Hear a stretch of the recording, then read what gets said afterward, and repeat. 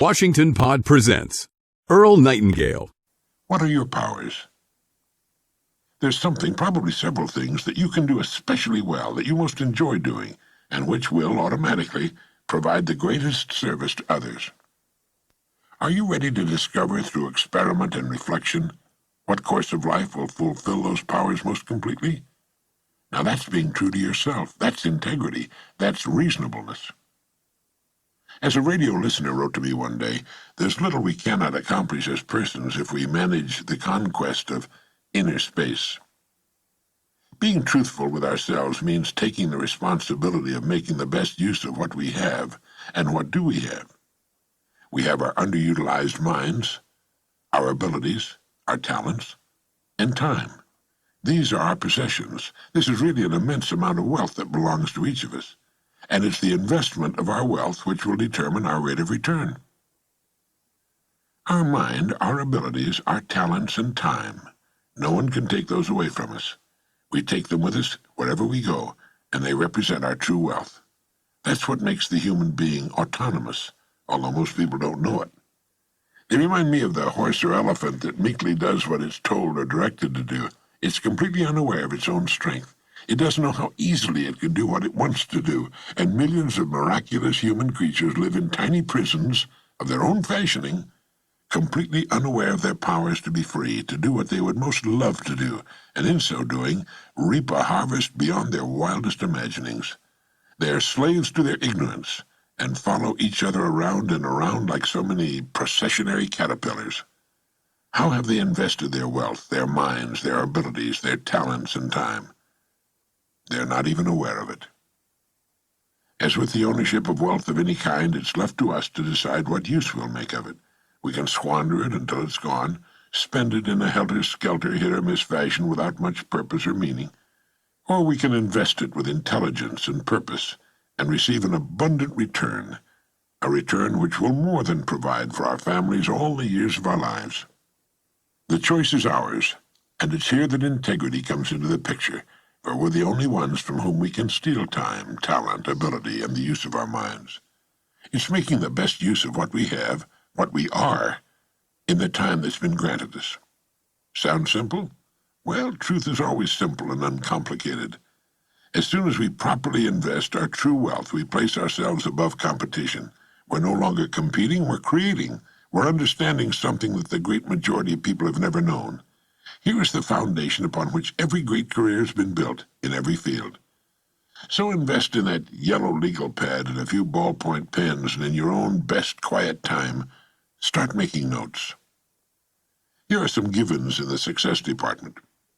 Success has nothing at all to do with the size of the brain. The largest brain on record was the brain of an idiot.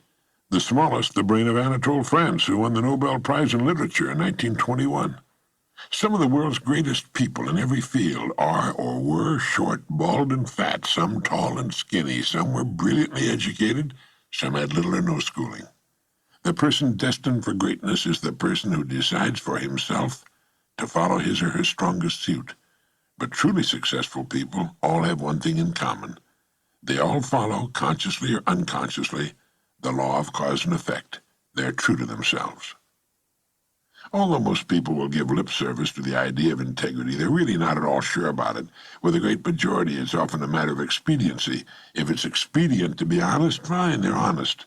If it's more expedient to realize a quick profit in some way by not disclosing the whole truth, or by shading it a bit, well, let's shade it a bit. They tend to live on the basis of short-term or even instant gratification. They don't see succeeding as a long-range program.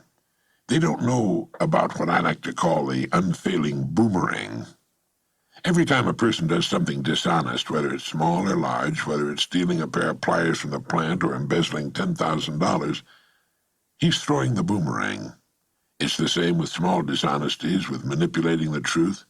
How far the boomerang will travel, no one can tell, or how great or small a circle it will traverse, only time will tell. But it will eventually, inevitably, come around full circle and deliver its never-failing and painful blow. Honesty, unfailing integrity, is good business. In fact, Mirabeau wrote, "If honesty did not exist, we ought to invent it as the best means of getting rich." Did you know that? Well, believe me, it's absolutely true. And all we have to do, under every circumstance, is ask ourselves, is this true? Is this honest? Is this the best I can do?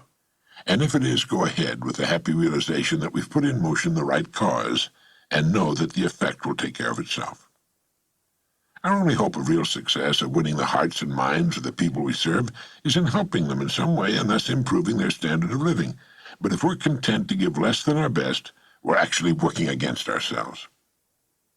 The average working person in our society is paid for about 40 hours a week. This leaves 120 hours a week to do as we please.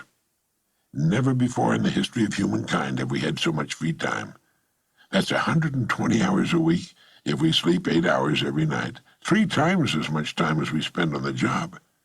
How much is all that time worth? We want our leisure time, of course, time to relax, take it easy, recharge our batteries. But do we need 120 hours for that?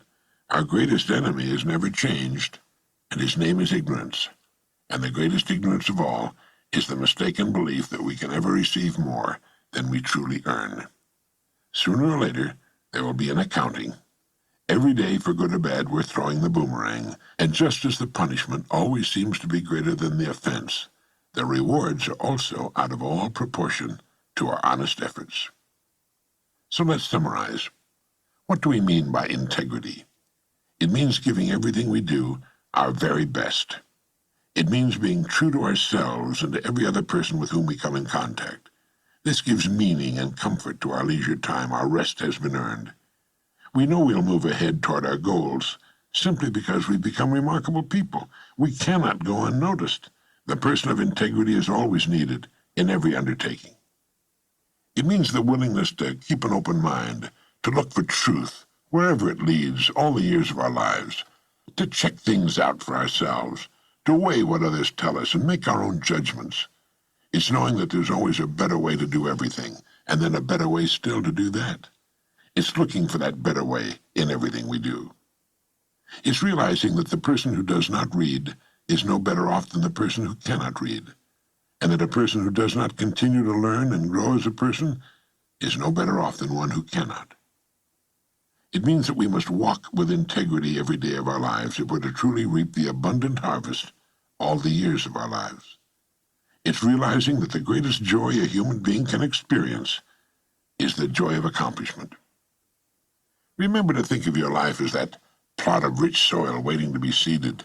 It can only return to you that which you sow. And what do you have to sow? You have great wealth. You have a mind. You can think. You have many abilities. You have talents that you still may not have explored. And you have time. Time which cannot be saved, stopped, nor held back for a second. Make full use of these riches. It's never too late. Use truth as your guide, integrity as your banner, and your plot of ground will return to you and yours in abundance that will amaze and delight you. And if days come in which you find yourself depressed or confused, remember this comment by Dean Briggs. He wrote, "Do your work, not just your work and no more, but a little more for the lavishing's sake, that little more which is worth all the rest. And if you suffer as you must, and if you doubt as you must, do your work. Put your heart into it and the sky will clear, and then out of your very doubt and suffering will be born the supreme joy of life."